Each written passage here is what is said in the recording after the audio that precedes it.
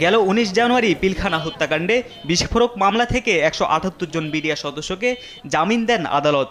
গেল বৃহস্পতিবার নতুন করে আরও ২৩৯ জনের জামিনের বিষয়ে শুনানি অনুষ্ঠিত হয়।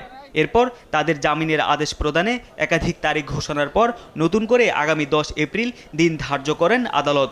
সোমবার ঢাকার বিশেষ জজ আদালত ২ এর বিচারক মোহাম্মদ ইব্রাহিম মিয়া এ আদেশ দেন।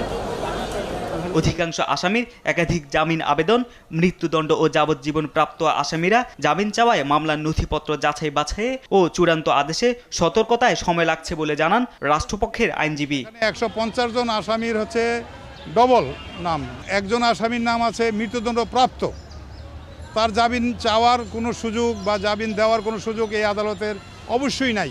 ২৮৭ জন সাক্ষী এই মামলায় জবানবন্দি দিয়েছে আসামিদের বিরুদ্ধে।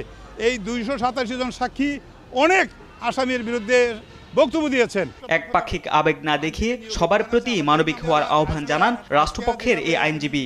৭৪ জন লোক এই দেশে মারা গিয়েছে।